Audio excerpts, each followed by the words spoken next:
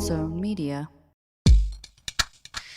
And welcome back to Behind the Bastards, the podcast that you're listening to today, and maybe other days, probably other days. I'm Robert Evans, here to tell you about some of the worst people in all of history. And to talk with us about some of the worst people in all of history is someone who's not one of the worst people in all of history, but is in fact my friend, Titi Lee. Welcome to the show. How are you doing? I'm good. I mean, I still have time to become one of the worst people in history, so don't count me out. If you really wanted to. Yeah, like I believe you could be a contender. No, it's like that. It's like that movie where fucking Marky Mark becomes a pro football player by trying out. Like, I think you could become a dictator if you show up. If there was like, a competition show, yeah, I need rules. If there's like a rubric, I mean, Man. actually, there probably is. I don't know if I would do well actually in that competition, but. See, this is what none of these network state Silicon Valley dictatorship people have any sense of like fun. Because if you had like a reality show where whoever won got to govern like 3 million people's lives as like an iron-fisted dictator, like the franchising potential for that show is incredible. Especially if any of them become nuclear armed. I mean, my God, you could keep people glued to the TV. Like that's the new reality show. Yeah. A competition for who gets the nuclear codes. I mean, we might actually end up in better situation than we are now if we just give it to someone else. Yeah. See, I have an important question. Yeah. How's Wushu? Oh my God, Wushu. He's right behind me. Wait, is there a video on the? Are you guys? Yeah. There he is. He doesn't like when he's not the center of attention. I don't know if anyone. I feel like old days when we used to go into the big building in Hollywood to record. Yeah. Oh, yeah. Wushu would run around and make a lot of noise, and then I had to stop bringing him because I discovered he doesn't like when he's not the center of attention. I loved that's fair. Back in the day, Anderson and Wushu used to hang, and that was nice. Yeah. That was really nice. Yeah. He's an old doggy now. He's about to be 9, so. Yeah, I'll have had Anderson 10 years next year, which is horrific and awesome, but horrific. I would like her to age less. Yeah, wouldn't we all like to age less? Yeah, fair enough. Would you, if giving like the blood of a young dog to Anderson would make Anderson younger, would you do the Peter Thiel thing with Anderson? I would commit so many horrific crimes to extend the lives of Anderson.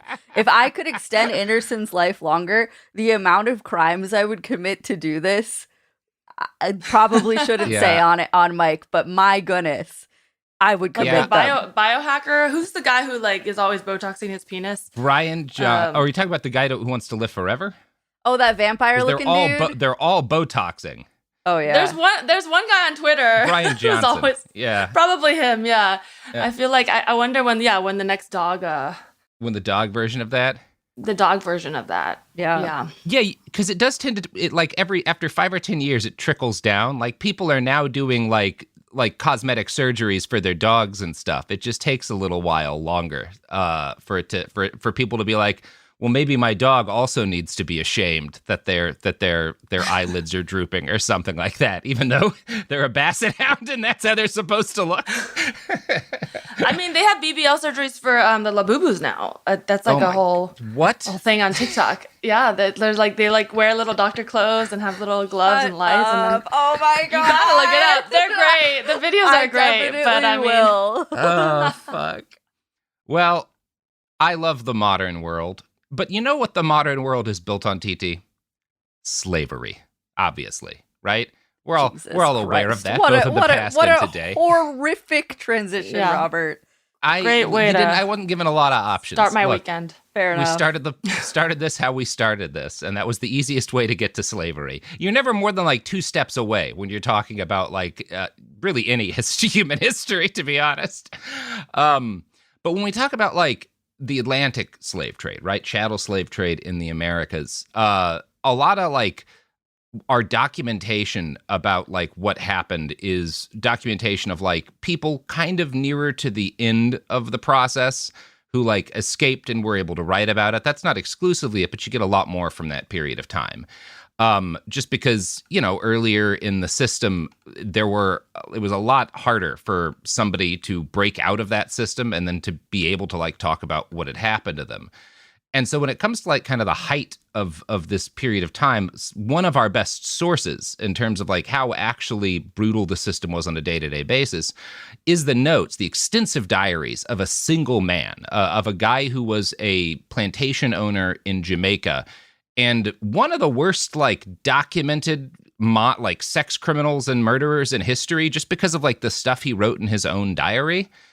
And this guy's name is Thomas Thistlewood, and he's someone who's like studied by historians of slavery today, because like you get something with him that you don't get a lot, which is like one of the guys actually doing, it's like some of those like internal notes that the Nazis took when they were doing their shit, where you've got like this guy who's a part of this system that is still like a century away from a reckoning, you know, almost at the time that he dies, who's just like writing about it as like, this has got up this morning and here's what I did to these people that I own. Wow.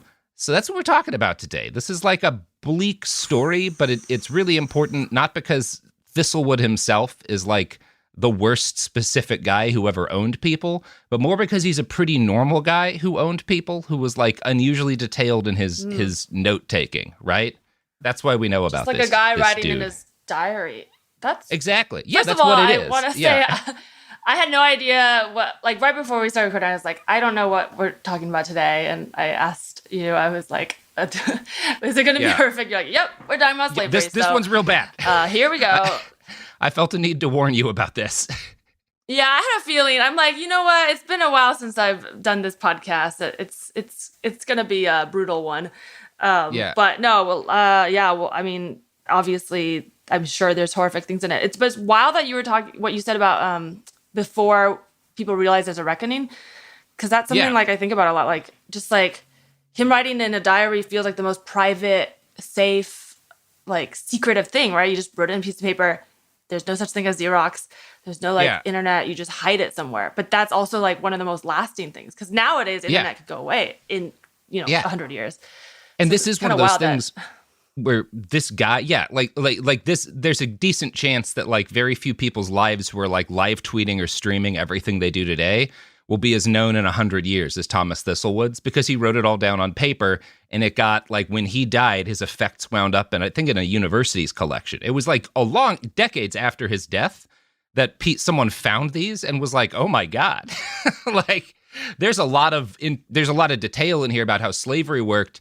He's also like our best detail on what the climate of Jamaica was like for about 100 years, because he was just taking like really detailed notes. And it would be like, woke up and committed these horrible sex crimes. Here's what the weather was like, right? Like these are the diary entries that he's leaving behind. So it's one of those things where you'll find whole books by people that are just like exerting the stuff from his diary about the weather, because that's important for like climactic science and like stuff. Like first-hand impressions.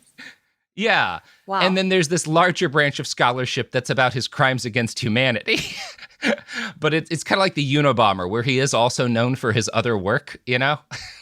Interesting. Reminds me, I don't know why I thought of Arcadia, the play, but that's too obscure of a reference, where all the notes being taken are... Anyways, I probably shouldn't have even brought it up. But anyway. No. What is that? No, but because they go... Arcadia, it's Tom Stoppard play, but in it they... Well, the reason I brought it up is because people are taking notes and trying to infer what happened, but then there's like slight misunderstandings of like what actually happened. But I just find that interesting if he mentions like a weird obscure bird or something, and you're like, I just imagine some like, bird hunter like looking through his diary, like, yes, he was a terrible slave owner, but there's a sign, this extinct bird existed. We've documented that this animal lived here at this time too. That is like the thing with his diaries, is that they're both really useful to like naturalists and also to students of one of the worst things people ever did to each other. This is an iHeart podcast. Guaranteed human. Sink into affordable luxury. Anabe is the only machine-washable sofa, inside and out. With stain-resistant slip covers and a cloud-like frame duvet, everything goes right in the wash. Plus, the modular design lets you change the look of your space anytime. Visit WashableSofas.com to upgrade your home. Shop up to 60% off site-wide, with sofas starting at just $699 and a 30-day money-back guarantee. Shop now at WashableSofas.com. Offers are subject to change, and certain restrictions may apply. Hey, this is U.S. Olympic gold medalist Tara Davis Woodhull. And I'm U.S. Paralympic gold medalist Hunter Woodhull. As athletes, our lives are about having a clear path. And a team that you can absolutely trust. So when it came to getting the best mortgage, we chose PennyMac. PennyMac is proud to be the official mortgage provider of Team USA and you. Learn more at pennymac.com. PennyMac Loan Services, LLC, Equal Housing Lender, NMLS ID 35953. Licensed by the Department of Financial Protection and Innovation under the California Residential Mortgage Lending Act. Conditions and restrictions may apply. Support for the show comes from Public, the investing platform for those who take it seriously. On Public, you can build a multi-asset portfolio of stocks, bonds, options, crypto, and now generated assets, which allow you to turn any idea into an investable index with AI. It all starts with your prompt. From renewable energy companies with high free cash flow to semiconductor suppliers growing revenue over 20% year over year, you can literally type any prompt and put the AI to work. It screens thousands of stocks, builds a one-of-a-kind index, and lets you backtest it against the S&P 500. Then you can invest in a few clicks. Generated assets are like ETFs with infinite possibilities, completely customizable and based on your thesis, not someone else's. Go to public.com/podcast and earn an uncapped 1% bonus when you transfer your portfolio. That's public.com/podcast. Paid for by Public Investing. Brokerage services by Open to the Public Investing Inc. Member FINRA and SIPC. Advisory services by Public Advisors LLC, SEC registered advisor. Generated assets is an interactive analysis tool. Output is for informational purposes only and is not an investment recommendation or advice. Complete disclosures available at public.com/disclosures. There's a difference between liking a house and actually getting it. Redfin is built to make up that difference and close the gap between finding and owning the home for you. Redfin agents close twice as many deals as other agents. So when you find a home you love, you're not a step behind when it comes to making an offer. That means less watching great homes disappear and more focus on the one you'll call home. Redfin helps turn saved listings into real addresses. Get started at redfin.com. Own the dream. So, his name was Thomas Thistlewood, and he was born on March 16th, 1721 in Tupholme, Lincolnshire. His father was Robert Thistlewood, and he was a moderately successful farmer. So this is in England. His dad is like an okay farmer, yeah, but not like super wealthy, right? Like his family aren't aristocracy, but they're like landed and they're doing okay. They would be like upper middle class by the time his dad dies.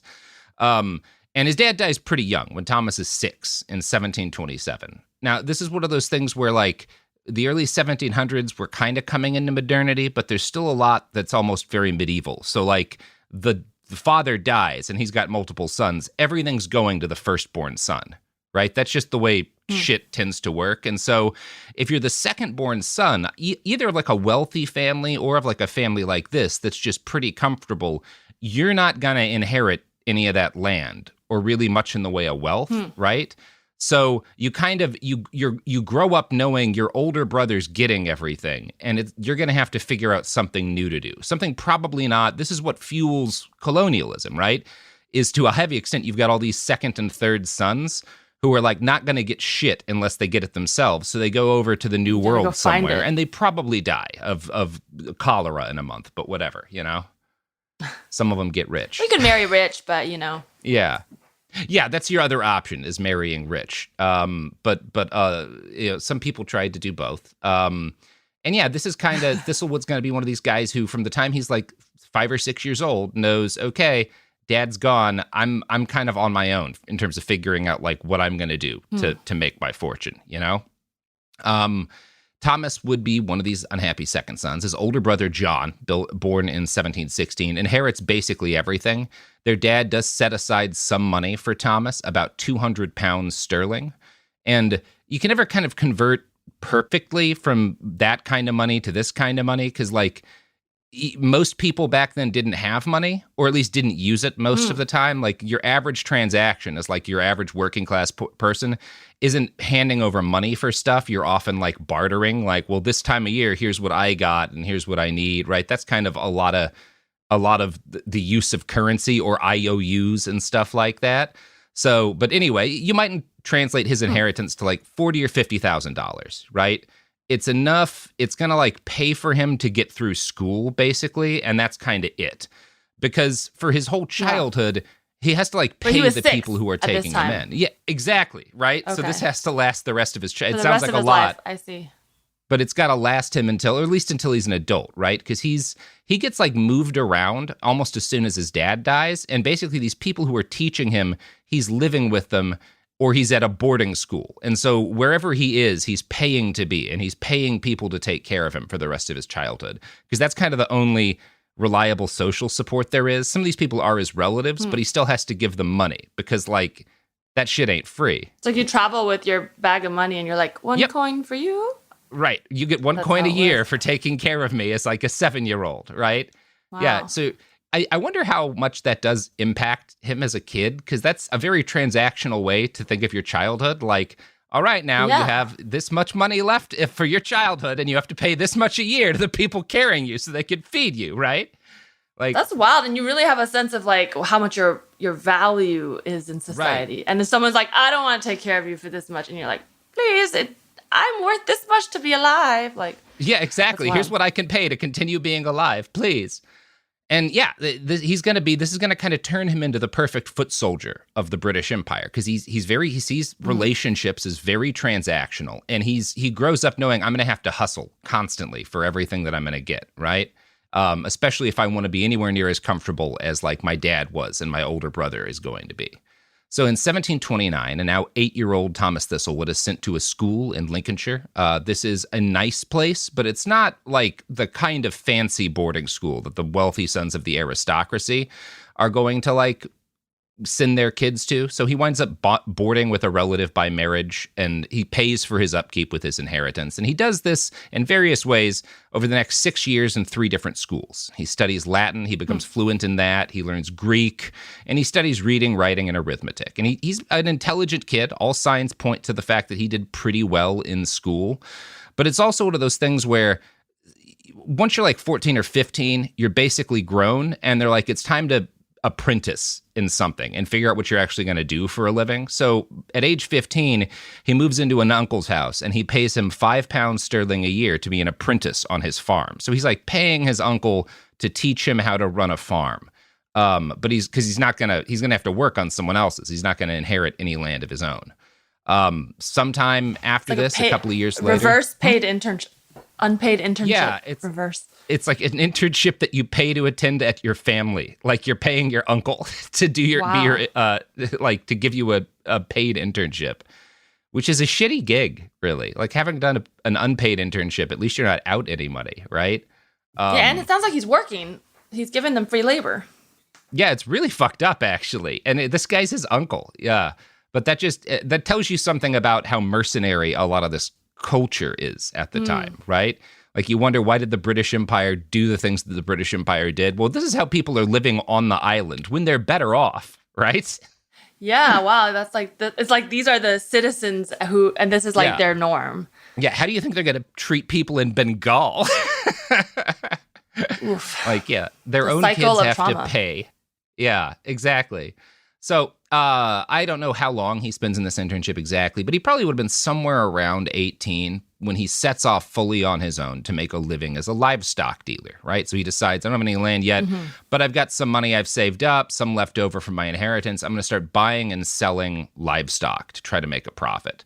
And around this time, as he's starting his career, he hooks up with a local girl for the first time, and she gets pregnant, right? He gets this young woman pregnant, and they're not married.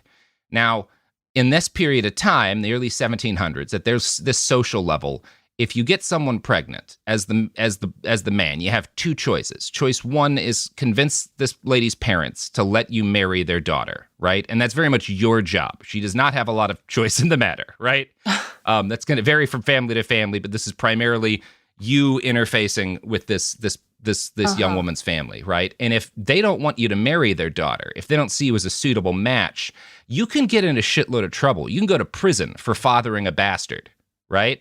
So, yeah, he gets in this situation, and this lady's parents, I don't know much about this person, but, and I say, I don't know if she is a girl, like a child, or if she's, like, she could have been anywhere from like 15 to 20, given the way things worked at the time, right? Yikes. And I have no idea like why, but her parents are like, this guy is not a suitable match for our daughter. Maybe it's just that he's poor. Maybe they see something of like the sketchiness lurking inside this man's soul. I have no idea, but they say no. And so he really is looking at like, if this girl has a kid, I could go to prison. I'm at least going to have to pay like a heavy fine for what I did. But then the child doesn't come to term and he gets off scot-free, right? But this kind of inspires him to like get the fuck out. Right? Like this was my message of like, almost got in a lot of trouble here. I need to actually like escape my hometown, maybe get out of England altogether. Right? And so in 1746, he travels to London and he signs a contract with the East India Company to act as a purser of supercargo on a ship headed for the Far East. This means that like, you know, you've got this boat and it's taking a bunch of goods over to like India and other parts of Southeast Asia, and it's going to come back with a bunch of goods from the different places it visits on this like 2-year long voyage, right? This is the age of sail. That's how long shit takes back then. And his job, he's getting paid to like manage the money on board, right? They've got a bunch of petty cash. Some of they're using to like buy goods to take back. Some of it they're using to pay for like incidentals and necessities on the voyage. And he's the guy like, he's the ship's accountant almost, right? Now, the ship, like the one that he signed on to, it's going to like leave with goods loaded for, you know, from the home country for homesick colonizers in India. And then it's going to come back with all sorts of shit. And you're getting paid to do your job, but you also, part of like how you make good on having a job like this is along the way you're buying stuff at all of these different foreign ports that you're going to sell back at home, right? That's understood to be like a perk of the job. Or like flipping your own side hustle. Right, you're going to like sell a bunch of tea that you bought in India for like way more money back in London or some shit like that, right? So the ship, they're gone for almost 2 years. Like it's a long voyage, and they land back in Blackwall on August 27th, 1748. Thomas disembarks. He's now in his late 20s. He's a seasoned world traveler and an entrepreneur. He gets his back wages for the journey, which is like 30 pounds sterling, something like $8,500 in modern money, which is not a lot for like 2 years of hard labor on a boat. Now he's got a bunch of shit with him that he's going to try to make a fortune flipping and selling, but he also spends most of his time like gambling and playing cards and speculating on investments, and he's just spending his money. And the money he's not spending on gambling, he's spending on prostitutes, right? Like we're talking London in the 1700s. And he talks about this in a diary, right? Because this diary, this is like a thing that he picks up at the school that he goes to, where they're like... So this diary, are we already starting with the diary? Because I know when he was 8, he wasn't writing in it yet. Okay, so we're in diary, first-hand account mode. Yeah, he starts kind of in his early adulthood, right? And this is not a diary of his thoughts and feelings. We learn basically nothing about how he feels. This is because he's listing everything he buys and sells. So you see part of the use of this diary, right? Yes, classic man, where it's just like, this is what dinner cost me in 1748, right? Like, this is the cost of like buying tobacco. This is how much I lost at cards last night. This is how much I paid this prostitute, right? And so it's both like you do get this weirdly detached look at the inside of this guy, but you also get, like, you can see why it's useful to all sorts of different scholars, where they're like, well, what did it cost to get like drunk and gamble and go out with a prostitute in London in 1748? Well, we know, actually, this guy took notes on it, right? Or at least we have an idea. What did it cost? Great question. So when to answer that, in case time machines exist, exactly. You need to know what to bring along. I have a lot of foreign currency from the past that I keep in emergency bags in case I get transported back in time. You wind up in ancient Rome. You don't want to not have any denarii. Like, what are you going to do? You know? Okay, Robert. You're gonna fight for it in a gladiatorial pit. You're not doing that. I actually believe you would have like an old money collection. Like, I do. You got to be ready. That. Yeah. Keep that and All right, Robert. So whenever he was writing, to know what like a night out with a prostitute cost in London in 1748, whenever he wrote about stuff like this, he would like box off the entry about the sex stuff from the rest of his diary entries, and he would preface it with the letters XXX, which is interesting. I didn't know that went back that far, but apparently it did. Or at least that's what he chose, because like I don't think this was like a broader thing in society yet. It may just have been a coincidence. that he chose to do that, to like kind of make a note that he was about to start talking about sex. And he would always write about it in Latin. And so the very first entry that we have of him writing about sex is of a night he spent with a prostitute in 1748. And he writes, in the evening, to Molière, 2 shillings, right? And a Molière is a contemporary term for a prostitute, right? So he spends 2 shillings for a night with this lady, right? And he writes a G above her title, which is his way of letting her know G is the 7th letter. It's his way of noting alphabetically that this is the 7th woman that he slept with. So presumably while he's traveling around the world at various ports, he's doing, he's probably paying women, right? That's likely who most of A through F are. One of them's got to be that lady that he got pregnant briefly, right? Assuming, but this also tells you a lot about him, that he's talking about the women that he's been with. He's just alphabetically listing counting them, right? That's wild. The them. code. I feel like that's because it even though it is private, there's a part of him that's just in case, just in case someone finds it. He's writing it in a secret code. That's what I did when I was a child in my first pink diary. Pig Latin. It's great that you pick up on that. Not quite Latin. I wasn't writing Latin back then, but Pig Latin. Yeah. And I wasn't hiring prostitutes either, so. Well, yeah, I would hope not. But it is, what you've picked up on is actually something scholars are really interested in, because there's a lot of debate as to, why did he write about sex this way? Why did he do it in Latin, right? And that is one of the theories, right, as we'll talk about, that basically this was his way of, if somebody comes across this, I don't want anyone uneducated knowing what I've been writing about, And from what we can tell, this is a guy who, I don't know if we'd call him a nymphomaniac today, but sex is a lot bigger part of his life than people would have admitted to, than a polite man would have admitted to in this period of time, right? And he tries one last time after he gets back from this overseas voyage to have a proper marriage with someone in England and start a life on the island. He sits down with the parents of a girl that he'd known as a younger man, and he asks them hey, can I marry your daughter? And again, he writes that they entertained him with great civility, which one of his biographers said was that was him saying that they said no, right? That they were they politely said, absolutely, you cannot marry our daughter. You're a creep, right? Yeah, it sounds like there's stuff that he not, when you meet someone, you're something's wrong behind this fucker's eyes. You hear oh, what's wrong with them? And then you're oh, I see, that's why. The vibes are off, something's wrong. He looks like the kind of guy who lists women alphabetically in his weird crime diary.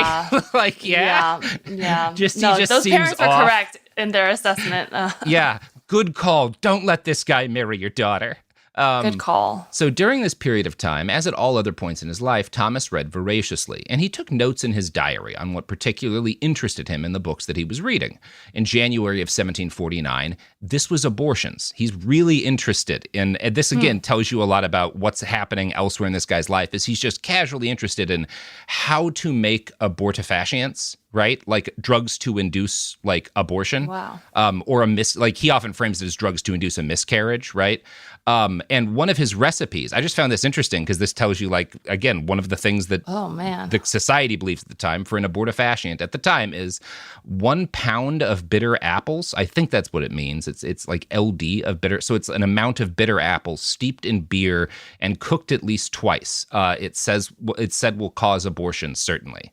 So bitter apples steeped in beer. Dang. Yeah. I'm covering my unborn baby's ears right now. Yeah. Well, the good news is I don't think there's a lot of bitter apples around anymore. Although depending on the state of reproductive health care in the near term, I don't know. I kind of doubt this worked very well, but maybe it did.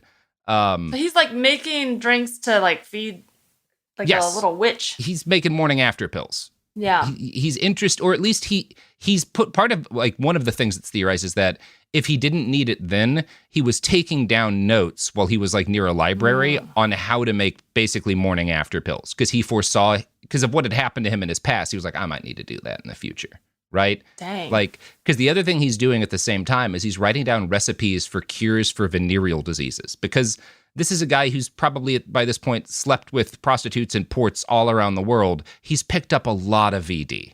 Right? Yeah. This is not sure. There's no antibiotics. They don't know anything about how to prevent disease. Yikes. So he catches chlamydia and he writes, this is the recipe he gives for a treatment for chlamydia. Take every other day 1 dose of any purging pills and continue that course if your strength will allow it until the running change both its color and consistency and appears the same as the semen, right? That's like this like discharge that happens when people get the clap. So he's taking these like weird balms, and we don't know exactly what's in them, right? Because these are both cures for like the clap and for, you know, gonorrhea that guys are like buying on the streets. One of them is called Ciderham's Common Purging. One of them is called Balm Captive. And we don't know exactly what he was taking, but I did find a dissertation by Elizabeth Polcha for Northeastern University that discussed a similar quack remedy that this exact guy used later for the same diseases, Ward's Pill and Drop, which were these blue, red, and white pills that were filled with arsenic and other poisons. So that's what he's taking for VD. It's like arsenic, yeah, and like probably mercury and shit. That's what people put in these because they like. Wow. It's the same logic that a lot of like bullshit new age medicine stuff uses today, where they're like, look, it's drawing out the toxins. Yeah. Where they're like, if you give someone this like arsenic, that they wind up like their body purges everything. Like they wind up vomiting and like a reset. Right. And so they're like, it must be cleansing you. I mean, it's like, I think we covered this in Cracked, but they used to do, Lysol was originally invented as like a vagina cleaner. So yeah, I mean, I'm sure the men didn't have great healthcare before either. I mean, they got theirs a little faster than we did, but still but pretty in the rough out there. 1720s, yeah, no one's doing great. And I think the logic is the same as with Lysol, where it's like, well, this looks like it hurts like hell, so it must be working, right? It's like, no, you've just poisoned yourself. Disinfect everything, yeah. Yeah, you're all just taking arsenic. So by the spring of 1949, things are not going well for Thomas. He has every venereal disease known to man. Wait, he's 1949? run out of his money. 1749. Okay. Yeah. Like, wow, we skipped. Yeah. No, he's 200 years old now. He's a vampire. Real time traveler. Yeah. No, so this guy, I mean, he's just sick as hell all the time, and he's run out of money. All the money he got doing his merchant marine shit, he's blown through. He's got some assets that he's still selling from his trip, but he's doing badly enough that he's borrowing money from his landlady, which that's like a level of doing bad, right? When like you're not even paying your landlady, you're like having to borrow money from her. Yeah. And he's also borrowing from his brother and complaining in his diary about how lonely he is all the time. So he takes a little trip to the continent where he tries to sell off some of his goods, and he's doing badly enough that by the end of 1749, he finds himself back in London, and he visits this place called the Jamaica Coffee House. And as best as I can tell, this is like a business, and it's like a cafe, basically, but it's also kind of an advertisement for white people to go to Jamaica, which at the time is like, I think it's the wealthiest agricultural colony in the British Empire. They're making sugar cane, right? That's what they're growing over there, right? They're producing sugar, basically. And the Brits had Jamaica not that long at this point. They captured it from the Spaniards in 1655, right? So we're less than a century into like English control of the island. And they've done, in this little period of time where they've dominated Jamaica, they've done their best. They're trying to settle this island, but they're having trouble because it seems to them that Jamaica, like life on Jamaica, has evolved primarily to kill English people. Like they'll send over a bunch of young white guys to do the quote unquote skilled work on, and a lot of that's overseer work, managing these slave plantations. And most of these guys die in the first year, right? That's just known. You get a boat with like 200 white kids from the main island, and like 80 of them are going to be, or like 180 of them are going to be dead within like a year and a half. I wonder right? why you send a bunch of people to go to a land where people live. And you're like, why do the people who live here keep trying to kill us? We're just trying to colonize them.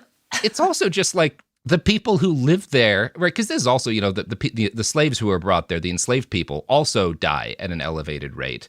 Because like none of them have grown up around the various like diseases and bugs that are there, right? Like they're getting bit by mosquitoes and getting shit that like. Oh, you mean they're just dying of natural cause? I thought you meant like they're being fought off. That happens. That does happen. That's part of this because there's a heavy maroon. They're called maroons, right? Which is like people, they're former slaves and descendants of former slaves who escaped Spanish plantations and formed independent communities and these like really forested, often like mountainous chunks of the island, right? So it's areas where it's hard to control.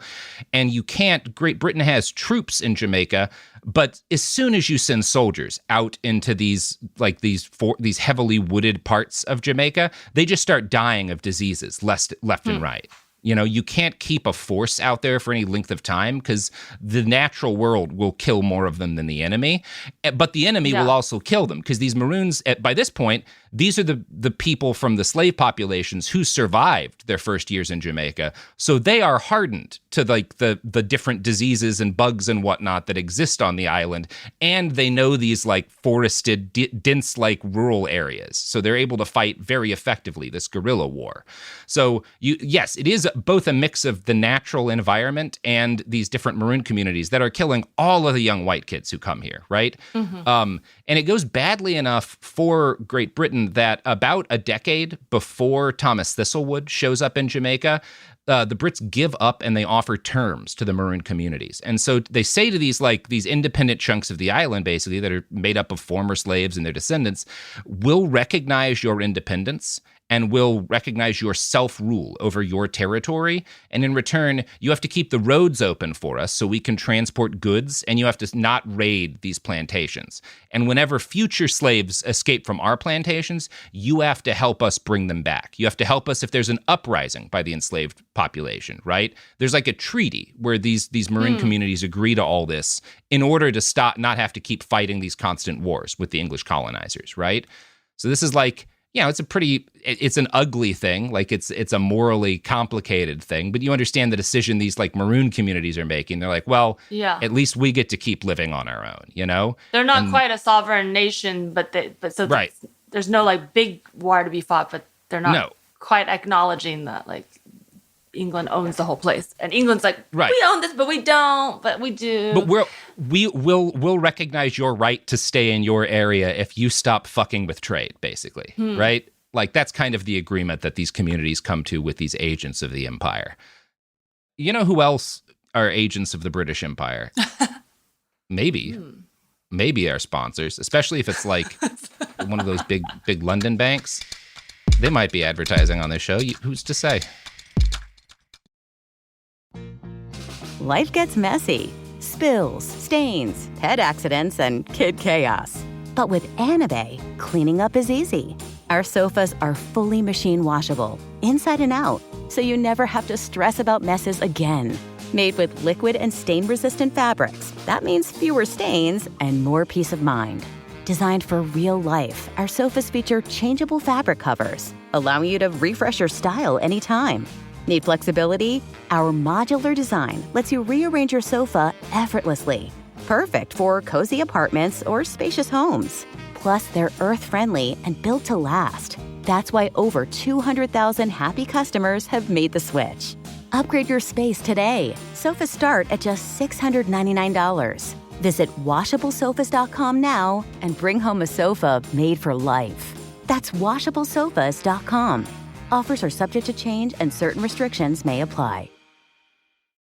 Hey, this is U.S. Olympic gold medalist Tara Davis Woodhull. And I'm U.S. Paralympic gold medalist Hunter Woodhull. As athletes, our lives are about having a clear path. And a team that you can absolutely trust. So when it came to getting the best mortgage, we chose PennyMac. PennyMac is proud to be the official mortgage provider of Team USA and you. Learn more at pennymac.com. PennyMac Loan Services, LLC, Equal Housing Lender, NMLS ID 35953. Licensed by the Department of Financial Protection and Innovation under the California Residential Mortgage Lending Act. Conditions and restrictions may apply.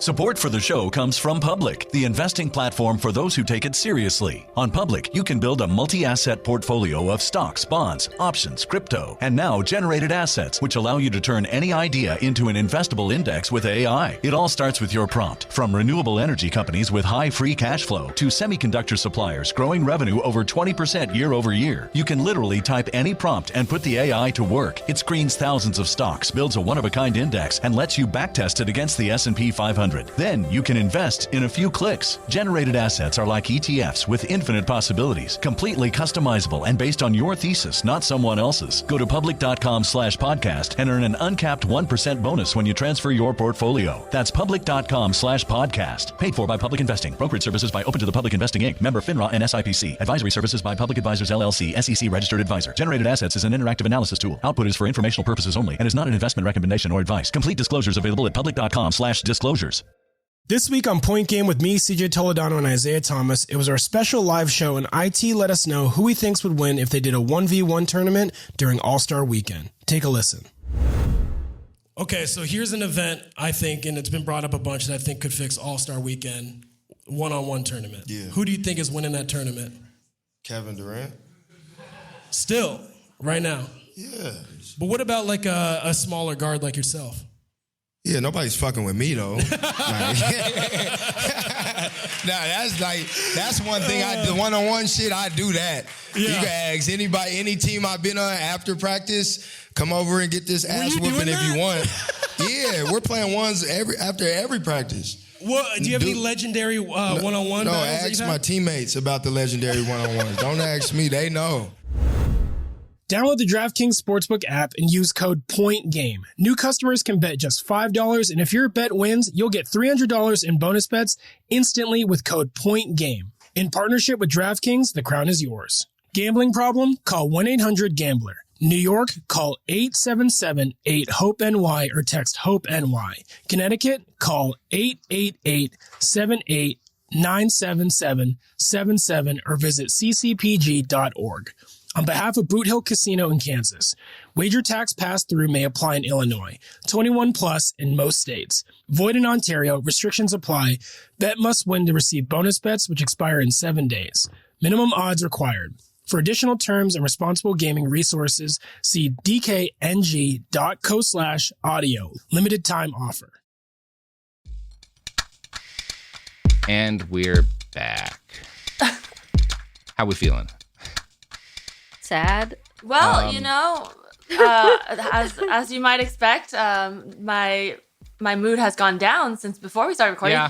But in many ways, I'm also happy to see you. So I'm happy to see you too.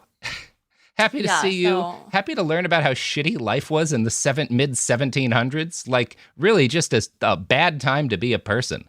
Into start of 1750, Thomas Thistlewood books passage on a boat after saying goodbye to his friends and family. And this is goodbye forever. He's never going to see any of them again. He's like 30 and he's saying like goodbye because I'm going to an island. I'll almost certainly be dead in a year, right? And in fact, it's one of you get this hint of how disposable these men being sent over are, that like within minutes of boarding, his luggage is broken into and his liquor collection is stolen, right? And I think it's just this like, look, steal whatever you can from these guys. They're all going to be dead in 6 months. Like, fuck it, you know? It's like there's no law once you step off of England. There's no law. It's very much like on the way to Jamaica. It's certainly like that. Like, this is still a period of time. Like, have you ever taken a flight on the Spirit Airlines to Vegas? That's what that makes me think of. It's like a Spirit flight to Vegas, right? Yeah. Including some of the people on that plane are being trafficked, right? Like some number of these men on these boats with Thomas have been like knocked out the night before at a bar, and they're just wake up working on a boat. Right? That's how you put men on boats in this time, right? Yeah. They actually get stopped by like the British Navy on their way to Jamaica, and the Navy's trying to make sure there's not like guys on there who got like beaten up at a port and are being forced into labor, because it's like it's a major problem. So it is the Wild West. It's worse than that, but like it's there. You are in between these settled areas. There's basically no rule.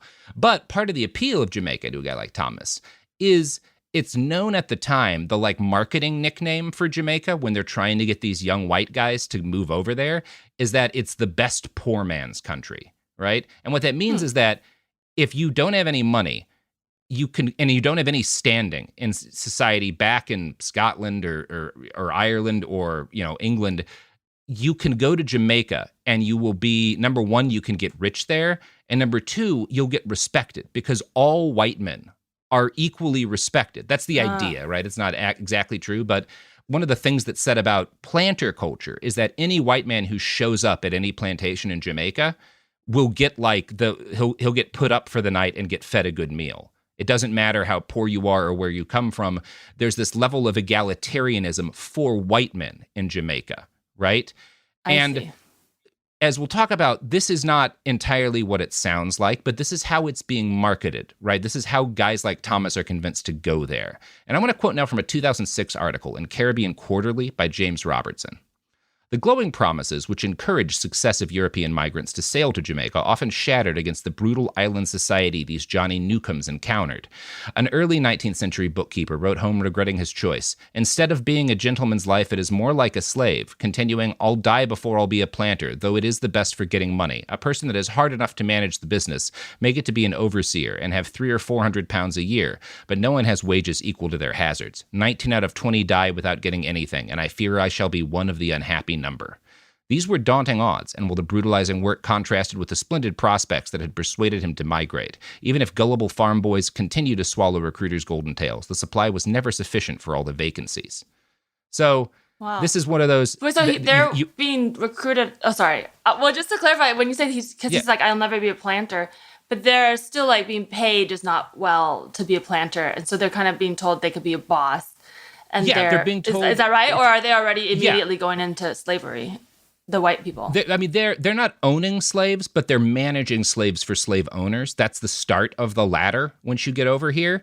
And what that guy is saying, what that bookkeeper is saying, is that the only way to really get rich is to make enough money to buy a plantation of your own and be a planter. But almost no one gets there. 19 out of 20 people will die before making any money at all, right? That's what he's saying. I thought you meant Well, he's not actually... So there's not having the white people like actually do the labor still. The white people, the labor the white people are doing is making the black enslaved people work. That's the labor for white. Now there are some like experts who are like making metal things or whatnot. There are jobs, and like that guy we heard from is a bookkeeper. So that's not the only job for these young white men. But what this guy is saying is that as soon as he got over on the island, he realizes it's a scam. Because there's almost no way to make enough money to leave Jamaica again, and you're definitely going to die there, right? Like something on the island will kill you. So you've cut your life short, and it's just this miserable situation. So that's the where Thomas stumbles into on May 4th, 1750. That's the day he gets to Jamaica, and he starts, like that other guy, working as a bookkeeper and eventually an assistant overseer on a plantation. The idea is that soon he'll get promoted to overseer, but this doesn't materialize. Now, lucky for Thomas, there's not nearly enough healthy white guys, right? So when this first place that hires him, when he finds out they're not going to promote him where he wants to, he's able to get another job really easily. He survives his first 6 months and then his first year. And after that point, options start to open up for somebody like you because you've proven that you're not going to die right away in Jamaica, so you're valuable to hire, right? And so all of these plantations, that none of them have enough white men, right? Even if they have enough enslaved people, they don't have enough like guys to run them for them because the enslaved population vastly outnumbers the white population, right? And this is part of why Jamaica in this period is the most productive slave plantation in the British Empire. About half of the 45,000 tons of sugar that were imported into Britain each year came from Jamaica. And while white overseers and technical employees like Thomas were a part of the workforce, most of it is enslaved Africans or their descendants.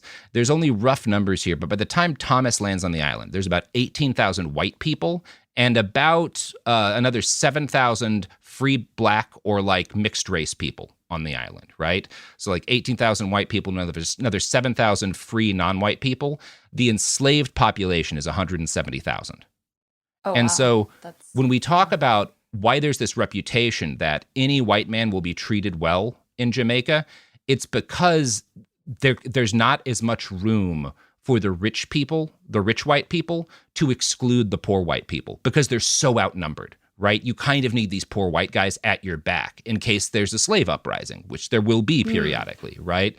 And so that's the reason for this quote-unquote egalitarianism is the wealthy plantation owners know that they need to keep these poor white guys on their side, like enough to have some backup. And they probably feel, to respond to that, I think it's interesting you bring up the point about like the egalitarian and maybe they're not having room to exclude the other white people, but I also think part of it is them being, I mean, it is like, you know, the white supremacy, but being surrounded by so many enslaved people, and they see them as like background. They don't see them as people. Right. So subconsciously, they're going to feel like, you know, when they see another white person, like, you're on my side, as opposed to in a society where everyone's white, those like aristocratic, you know, 1%ers look for someone else to put down.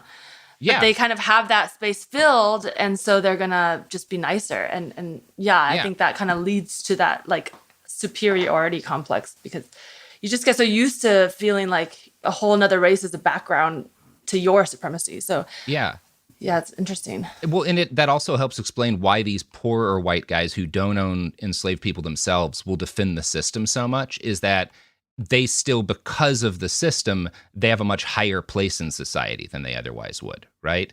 Like the fact that the majority of the people are this kind of like background noise to the white population means that as a poor white, you matter more, like you feel like, and that will make you more inclined to defend the system, right? Like that's also got to be part of what's going on here. Yeah, and if their whole value, quote unquote, is managing uprisings or, you know, people, but they're going to have to convince themselves and managing just this system of human slavery. Yeah. They convince themselves that those people aren't people because that they're required to be there to like maintain order, you know, quote unquote. Yeah.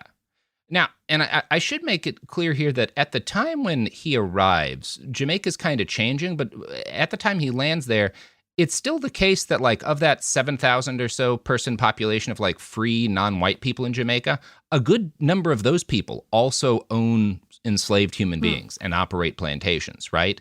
Now, one of the things that will change during the time Thomas is there is that this number will get like cut down, because the only people who are able to be part of the island legislature are white property owners, and they start voting to like restrict both political rights and like reduce the amount of land that non-white people can own during the time that they're here. So even the non-white people who are like part of the system of slavery are going to be like edged out of it over the time that Thomas is on the island by like these white slave owners who actually get to like manage things politically. Now, Thomas, like I said, he's going to live. He's going to survive his first year and then some. And as a result, he's going to get treated, he's going to be very valuable, right? He's going to take some pretty significant leaps very quickly in social standing and in income. He proves to be such a competent overseer that he's soon fielding offers for jobs from half of the plantations in his area, which means he's getting steady raises. His boss has to pay him more every year to keep him on because he always has places he can go.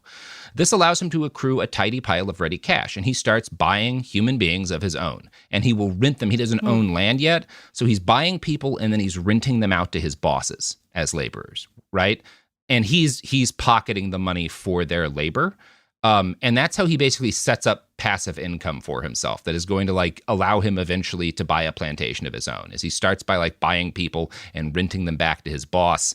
And his boss is always going to pay above average rates for the slave labor that Thomas rents him, because his boss wants to keep Thomas happy, right? Because Thomas can go anywhere he fucking wants. So does that kind of make sense in terms of like why this would be appealing to someone like Thomas, who can survive that first year of plague, right? Like he's doing better now than he'd ever have been able to do in England because he's buying and selling human beings. It's fucked up, but it's also interesting that prostitution was such a big part of his earlier life, because there's like already, like you said, it's so transactional. There's already this idea of like buying, you know, like a night with someone and then kind of escalating that to being like, well, and now he thinks I'm buying this person's labor. And I mean, that's completely inhumane, but I could see like in how you're describing it, like how this man's kind of thinking will jump to that extreme. Yeah, because it is obviously paying your uncle to take care of you when you're like 10 is different from owning humans. Paying for sex is different from chattel slavery. But he has his whole life had this very transactional understanding of what other people are, right? That has been with him like since he was a little kid. That has to have some sort of impact on like why you are this way. So James Robertson, in his article on Jamaica during this period of time, describes this like initial mass death of new arrivals from Europe as seasoning. And one of the reasons he theorizes Thistlewood survived his period of seasoning is that he's not getting drunk every night. He's like a nerd. He's spending all of his free time writing in his diary and journaling about the weather and like reading books. And so he's not just like drinking constantly while sick. Right. Someone stole his liquor. That may have saved his life. Yeah. And also all the arsenic he drank probably. Yeah. All that arsenic made it so that nothing else could survive in his body. That's right, everybody. Try drinking arsenic yourselves. See if it makes you stronger. Who knows? You know, I think, but we could get RFK to endorse arsenic, drinking arsenic. Oh God! Like, that's medicinal now. So no, Thomas, but you should do it. You should do your second ad. Oh, should I? Okay. Yeah. Well, here's another ad break. Tired of spills and stains on your sofa? Wash away your worries with Anabay. Anabay is the only machine washable sofa inside and out, where designer quality meets budget-friendly prices. That's right, sofas start at just $699. Enjoy a no-risk experience with pet-friendly, stain-resistant, and changeable slip covers made with performance fabric. Experience cloud-like comfort with high-resilience foam that's hypoallergenic and never needs fluffing. The sturdy steel frame ensures longevity, and the modular pieces can be rearranged anytime. Shop WashableSofas.com for up to 60% off site-wide, backed by a 30-day satisfaction guarantee. If you're not absolutely in love, send it back for a full refund. No return shipping or restocking fees. Every penny back. Upgrade now at WashableSofas.com. Offers are subject to change, and certain restrictions may apply.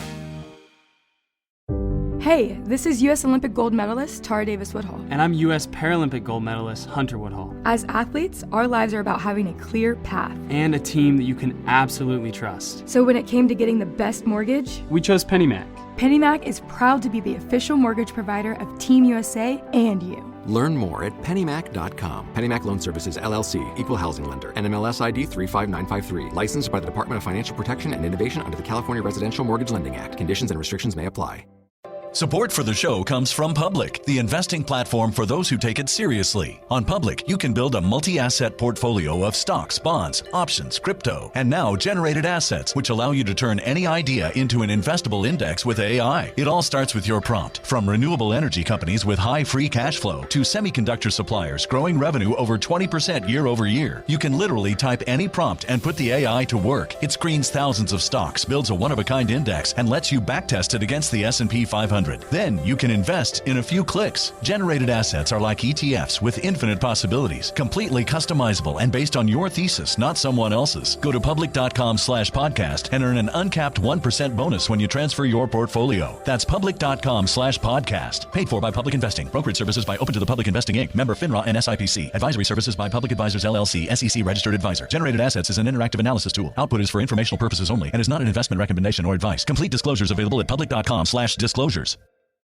Flag football is exploding, and iFlag is leading the way. As the Guinness World Record holder, iFlag hosts premier flag football tournaments nationwide for boys, girls, high school girls, and adults. From first-time players to elite competitors, iFlag delivers top-level competition, unforgettable experiences, and a community built around the game. Ready to be part of it? Join the movement. Find your tournament and learn more at iflag.org. That's iflag.org. And we're back. There's not a good way to segue into this next part, but this is the first time, in December of 1750, about 5 months after landing on the island, is the first time that Thomas writes about committing sexual assault on an enslaved person who works on the ranch where he's working. And he writes this in his like Latin shorthand, and basically the translation is that he slept with this enslaved woman named Sylvia, who is a black woman from the Ibo forest region of modern day Cameroon, in Silv. Right? He writes that he lay with Sylvia in Silv, and Silv is like that's a shortened version of the Latin word for forest. Right? So he's kind of writing about this sex crime he's committed, almost as like a Latin couplet, right? Like he's not just writing about this thing that he's done, but he's clearly drawn to this woman named Sylvia because her name is similar to the name of like this Roman goddess, this Roman term for like the wild part of the world and this Roman term for like a goddess, right? Like it's this, he's making these weird references in his diary. Like these aren't just exploitation logs, but he's almost like showing off his knowledge of like classical education while he's doing this too. And it's kind of unclear to me why he does this. I've read a couple of different theories as to like why he feels drawn to do this while he's writing about these things. In her paper, Redacting Desire, Elizabeth Polka theorizes, quote, Thistlewood structured his sexual exploitation logs as an entry embedded within an entry, a private subspace into which he placed the record of his sexual activity. If Thistlewood's 10,000 pages of diaries were visualized as an architectural space, such as a domestic home, the sexual exploitation logs would be a locked drawer in Thistlewood's bedroom dresser, where his Latin coding functions as a locking mechanism. Within this private space, Thistlewood placed walls around sexual encounters, employing documentation to codify and order the sex act within a system of concealment. Which is similar to kind of what you were saying earlier, right? Like he's locking this away for anyone. That's part of why he's making these obscure references to like Roman gods in this entry log about a sex crime, is so that the only other people who will understand what I've done truly are other educated white men of a scientific bent. And they'll understand that what I was doing wasn't a sex crime, it was an act of science. Because that's how he writes about this. Yeah. Well, I wonder if it's like you said, it's more like in self-defense. Like I don't know if he really believes it, because if he's already putting it into that box, like literally, right? You said he boxes it off.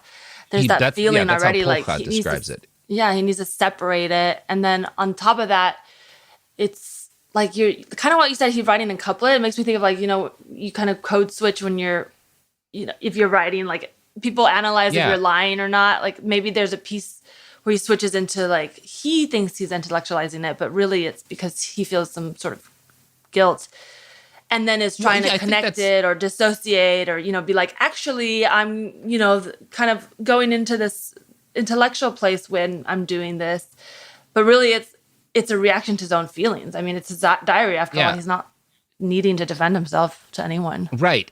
And the fact that, because it can be both, right? Where he wants to hide this from anyone other than the people he thinks might understand why he's doing what he's done. But that implies that he understands there's something unacceptable to regular people about what he's doing. Well, could he be trying to defend himself to himself? Like almost like... Possibly, yeah. You know, logging his... Yeah. I don't know. Like what weird. I'm doing is, because he is a naturalist, right? And those are kind of the early scientists in this period of time. It's like people who are going out into the natural world, and they're taking, this is eventually guys like more rigorous and better versions of this are going to, you know, produce people like Charles Darwin, right? But this basic idea that like you go out and you're taking notes, that's why he's taking notes on the climate every day too, on the weather he's experiencing, is there's this early scientific understanding that like, well, part of science is just documenting what you see, right? And so part of what he's doing is walling off these sexual experiences and documenting them as if he's doing scientific research. And I think you're right that it's part of it may be a defense mechanism where he's trying to make this unacceptable thing acceptable. And there's maybe this level of knowledge that will not work for a lot of people. So he has to kind of code it for the people that he sees as like him, these other scientists. One of the reasons he uses Latin probably is to connect because that's the scientific language, right? And this also connects the work he's doing to the documentation of a scientist he greatly admired, Carl Linnaeus, who was a Swedish biologist and the person who created like the modern taxonomy system. How we name species is because of Linnaeus, right? And during his time in Jamaica, part of why this is relevant to Linnaeus is Thomas is not only committing these sex crimes on enslaved people out of like some sense of desire or even a personal need for power. There's a financial motivation here. Because if you get a person you own pregnant, the baby is your property. Ugh. You can sell them when they're an adult, and he will repeatedly over his life. And part of what he's doing here is keeping notes as to who he's sleeping with so that he can document the parentage of different people that he's going to own and sell, right? And he sees this scientifically in the same way as people who are like breeding livestock, right? That's what this is to him, right? That's horrible, but that is how Thomas thinks about this, right? That's wild. Like, that totally changes like what I was saying before. Because, it definitely makes it feel more like he's just logging his property. I think there's a few things he's doing. This isn't a simple thing, really. It's a lot in here, right? But that's part of what he's doing here. And he doesn't see them as his. I mean, I guess that's probably true for most people of his time, but just hearing that, it's like, so he doesn't see them as his children. No, right? I mean, he does fathering a child with an enslaved person. He knows they literally are biologically his children, but he does not see them as human beings fully. I think that's probably accurate. Like all people living in these situations, there's a lot of weird relationships here that are all deeply unequal and fucked up, and also like difficult to categorize and understand. We will talk about that some. But yeah, part of what he's doing here is like writing about what he's like what's happening as if he's like breeding livestock. That's an aspect of like what he's doing here. And, beyond that, he's his era's equivalent of like a nerd, right? He's into science is like a cool thing for a chunk of like the educated aristocracy. It's a thing you do as like a hobby, right? And so he has this sense of like, I'm not quite as good as a lot of other people because he doesn't grow up super rich, and he's not fit for high society where he comes from. And so this is kind of how he tries to fit himself in, right? Is by framing himself and presenting himself to others as a man of science. There's a really good article on this called Thomas Thistlewood's Libidinal Linnaean Project for Small Axe Journal by Heather Vermeulen. And she proposes a likely symbolic explanation for why Thomas wrote about this like very first sex crime on the island the way that he did. Thistlewood may have intended more than a play on words with his description of the rape of Sylvia in The Sylve. His choice to attack this woman in particular may have carried symbolic weight. As Robert Pogue Harrison writes, the traditional legends of Rome's foundation tell us that the city was born of the forests, but they also suggest that Rome had to turn against its matrix in order to fulfill its destiny. According to Livy, Harrison explains, Romulus, the founder of Rome, belonged to the Silvian family line. As is the case in many foundation myths, the rape of the Sabines, the rape of Lucretia, it is sexual violence that sets the story in motion. Romulus and his twin brother Remus were born when Mars, the Roman god of war, raped the Vestal virgin Rhea Silvia. Viewed in this light, Thistlewood perpetuated his initial act of terrestrial rape against an enslaved woman whose name evokes a spirit or goddess of the wood, targeted for Roman conquest, as well as Rhea Silvia, targeted for divine rape. His act also conjures the very manner in which Romulus populated Rome, by capturing women from nearby cities and forcing them into relation with Rome's founding men. Thistlewood's rape of Silvia may well participate in this classic genealogy of mystified sexual violence, ambiguous parentage, colonization and captivity, and the imperial domesticating of unruly forested land as a sign of progress, right?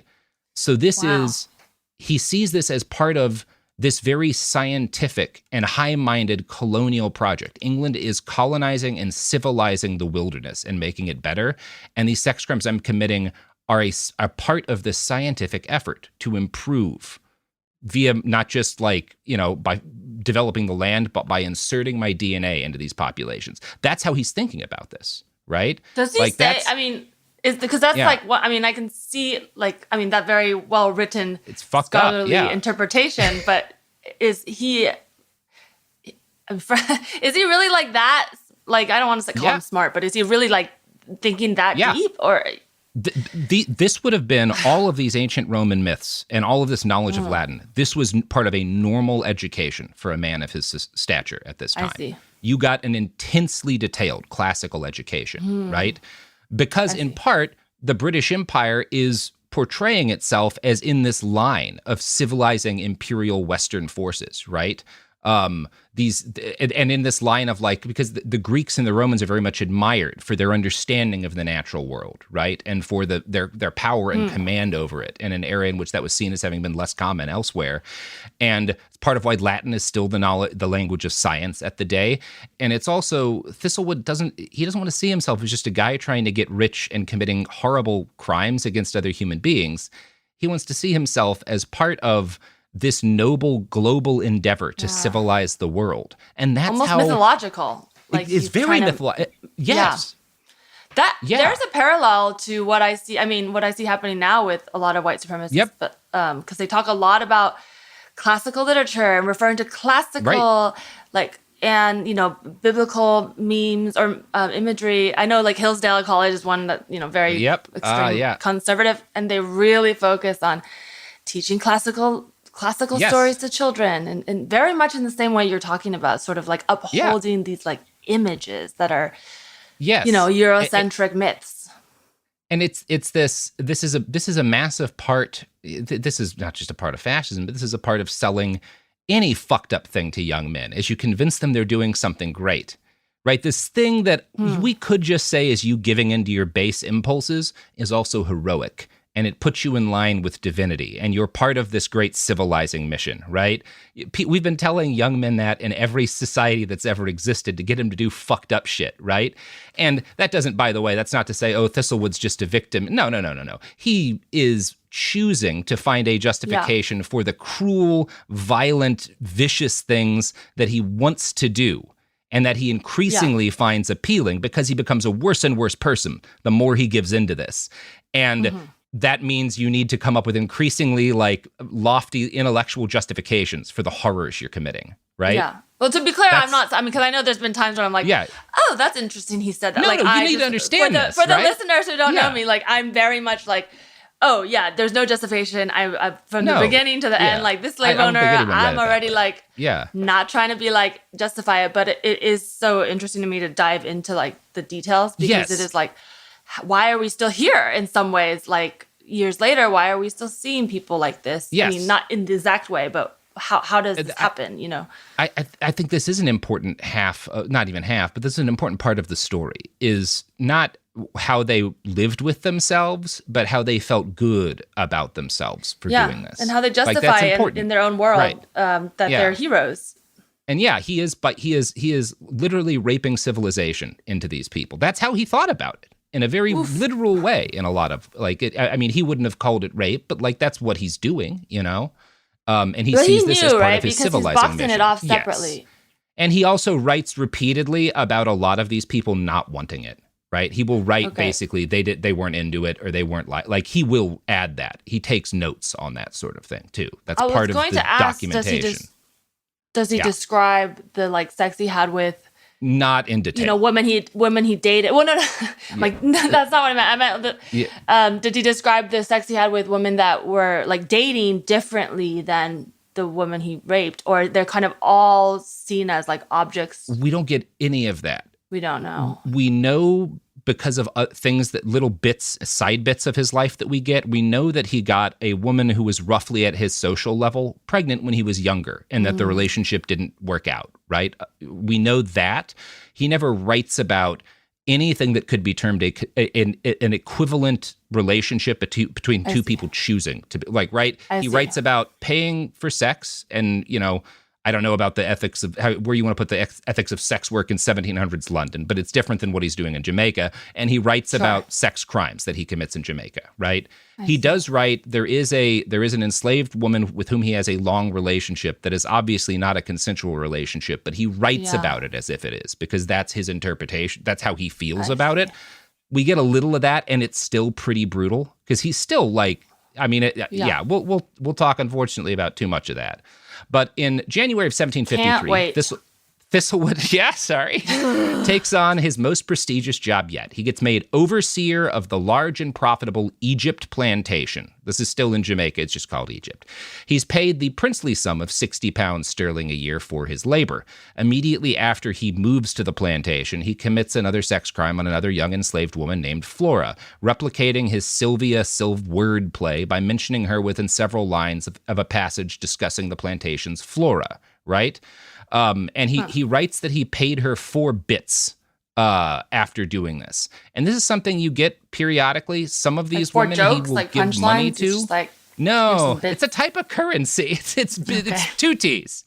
Unfortunately, well, I don't know. I don't know where to take that. But it's a bit, you may have heard of like this used, especially in like pirate literature, like a bit is if you've heard of a piece of 8, like Spanish pieces of 8, like that's a Spanish real is a piece of 8, or is like it's 8 pieces of 8, and you would like break off the little piece. That's like pirate money. It was a Spanish real. I see. And a bit was equivalent to like 1/8 of a Spanish real, right? Which is, again, the money in pirate movies as a general rule. So 4 bits that he gives this woman is half of a piece of 8. And depending on the source, that's equivalent from like 50 cents to like $1,000 in modern money, because it's really not easy to actually draw an equivalent. Based on the context, I think this is the equivalent of him giving her like $5 or $10, right? But he's giving her. But and that wasn't something he normally. I mean, it's not standard practice. He did sometimes. He wasn't every time, and it was. Yeah, and I don't think like most of the white people are paying.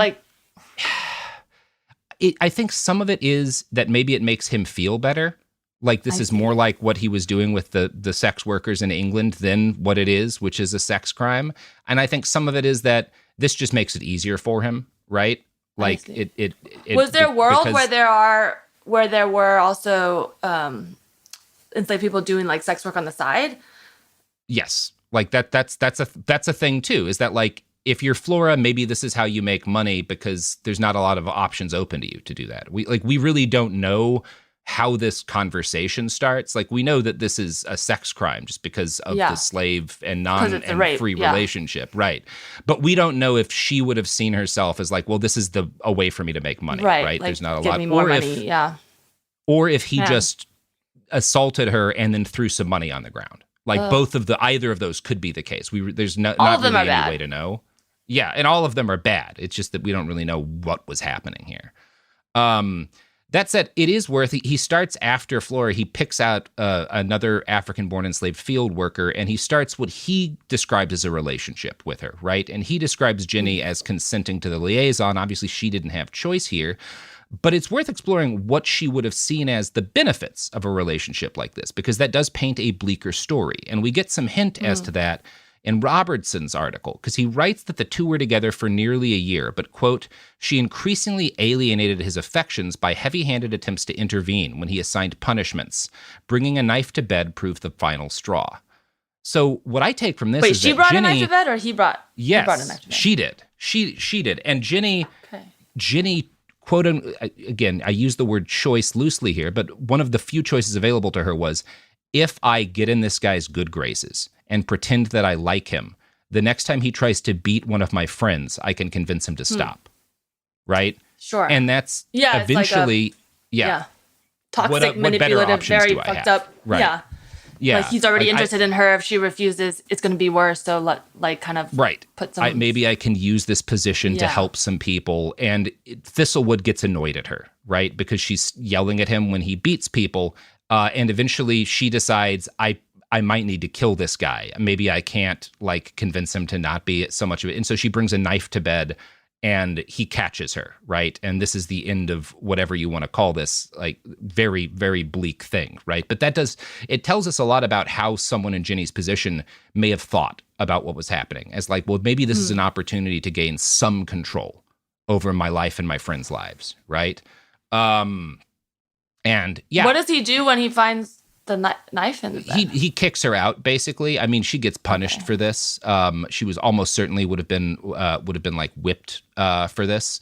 And there were, as we'll talk about, worse. But no, she's not killed him. She should have just killed him. I don't think she got the chance. No, she wasn't. Sure I know. Yeah. It does seem like maybe that's what she wanted to do. Because it's even if she could, she would get in trouble after that. So it's almost there's this kind of game. Too. Yeah. There's no good options for someone. It's like she's trying to take the best option, which is at least gaining some level of control, trying to, right? And it doesn't work out. And almost as soon as things end with Ginny as a result of this, he picks a new victim / partner, an enslaved woman named Phoeba. She had been the last overseer's mistress, and she was his cook when he starts at Egypt Plantation. In December of 1753, they are physically together for the first time. Again, this is a sex crime, but it is framed in his life, and she is at least acceding to this image of it to him as a romantic relationship. And they will be together the rest of his life in this kind of grotesque parody of marriage. And again, I want to reiterate here at the end of this that nothing we're talking about, we have all this detail about Thomas, and it's hideous, the things he did, and we barely scratched the surface. It's really important that I lay out here something that's going to need to carry us through the rest of the episode, which is that there's no evidence Thomas Thistlewood was particularly bad for a slave owner or an overseer in Jamaica in this period of time, or would have been considered bad in the Confederacy in North America, right? Or in the what became the Confederate States. There's no evidence that he was particularly violent. There's no evidence that he was committed rape on a wider scale than his peers. They were all like this. He just kept a diary, right? And so when we talk about if he was sort of an average of what people may have been acting like, yeah. Yes. Because part of the thing is no one notices shit about this guy's diary until I think it's the early 20th century when or it might have been after the U.S. Civil War when people first started looking into it. But people who owned slaves at the time in Jamaica didn't think anything of what he was writing. This was not extreme. This was not horrifying. This wasn't upsetting. This was a guy chronicling daily life in a normal way. Like what he wrote about doing to these people was no different than him taking notes about the weather. That's very much how he's still sort of an outcasty type of guy. Well, so that's interesting because it kind of, I feel like it draws like the people who end up going into being slave owners probably all have that like already those fucked up red flags. But it sounded like early in his life, like people saw red flags and then all those people congregated and became these. It is still interesting. Like just like it's not like this is like these are the good. I mean, I don't know. Just I bristled at that because it's still like there is evidence that these people were seen as like not like I don't want my daughter to marry someone like this. Well, that's what I'm saying. Within the context of people who were running plantations, he was not abnormal, right? It's like Wall Street or politics where like they're all kind of fucked up. And those people are certainly all going to be more fucked in the head than some random dude who like lives in London and works like at a counting house or is like lives a little further north and is working in like the first coal mines that open. Those guys are part of a slave state, but they're not thinking about they would probably be upset if you were to explain to them what Thomas Thistlewood's putting in his diary because it's more upsetting, which isn't to say that they'd feel about it the way we do, but like these are all of these slave societies are really brutal, right? And it's why whenever you get abolition movements, a big thing these abolition movements are doing, both the first one that sets up that gets slavery outlawed in the British Empire and the one in the United States, a big part of what abolitionists are doing is just taking, when they can, very normal accounts of daily life in these places where chattel slavery is the norm and talking about them to people. Because to people who live outside of that, it's fucked up and horrifying, right? Like even if those people are not what we would have a modern attitude on race or anything like that, they're still horrified by a lot of what they're hearing about because it's really bad, you know? Yeah, I see. But yeah, within that community, Thomas is a normal guy. Within the community of assholes, he's a normal asshole. I think it's the way I would come down on him, right? He's not an exceptional asshole. Yeah. No. He just kind of is more of a nerd about being an asshole than most people. And that's part one. Teresa, how you feeling? Well, I mean, however you expect. I feel like I'm not being very like lighthearted or funny, which I hope not much is okay. to be lighthearted about. Yeah, I don't know if I'm doing okay in my role, but I'm learning a lot and definitely feeling sad for humanity. But yeah, I don't know. Should I be like commenting more? I feel like I'm trying to find a balance without being too like jokey. A lot of fucked up dense it's information. A lot. This is a real bleak one. Yeah. Like there's not a lot to say. Because I'm like, I'm not sure. I'm just gonna listen and be like, oh, that's bad. There's not a lot to joke I don't about want to here. like.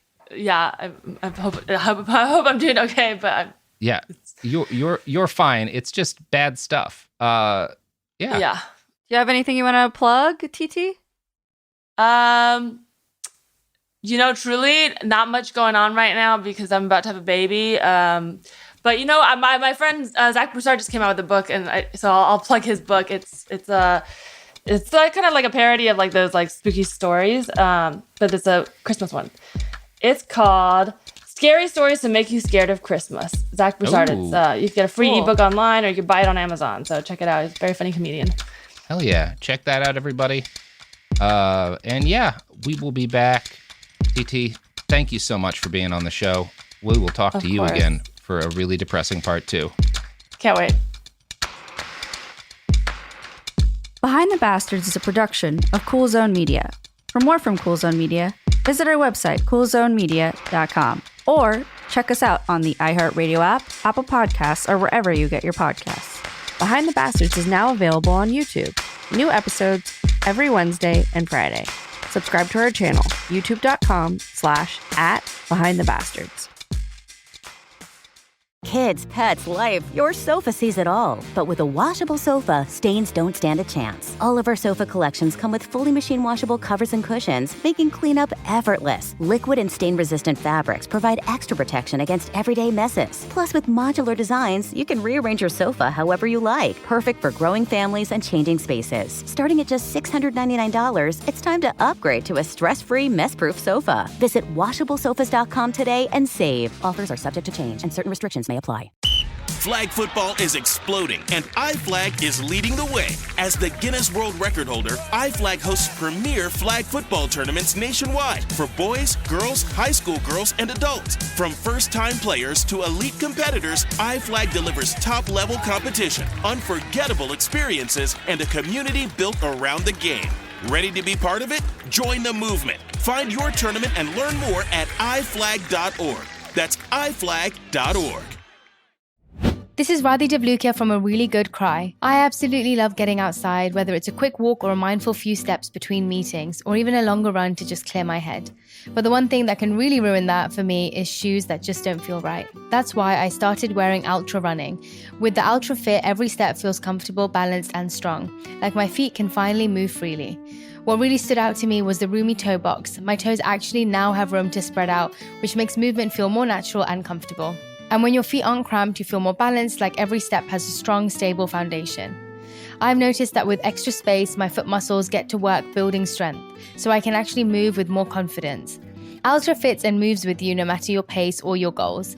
Beginner or marathon runner, they've really become my go-to for any kind of running or training, and I always feel like my feet can do exactly what they're meant to do. Feel the difference by visiting ultrarunning.com and use my code CRY10 for 10% off. That's ultra, ALTRA, running.com. Experience Ultra and stay out there. Discover a spectacular island destination with crystal blue seas, endless sunshine, and the cool Bahamian breeze. Baha Mar, located in Nassau, Bahamas, offers your choice of 3 luxury hotels: the richly refined Rosewood, the playfully hip SLS, and the stylishly modern Grand Hyatt. With over 45 restaurants, bars, and lounges, Baha Mar serves up delicious dining from world-renowned chefs like Daniel Boulud and Marcus Samuelson. Nightlife venues like the new John Batiste Jazz Club, and the Caribbean's most luxurious casino. At Baha Mar, you'll find every pleasure under the sun and one-of-a-kind experiences for the entire family, like Baha Bay, our 15-acre lush tropical water park, interactive wildlife experiences, including our daily flamingo parade, world-class golf, tennis, spa, and so much more. Visit bahamar.com today and discover a vacation destination where memories are made for a lifetime. Baha Mar. Life spectacular. This is an iHeart podcast. Guaranteed Human.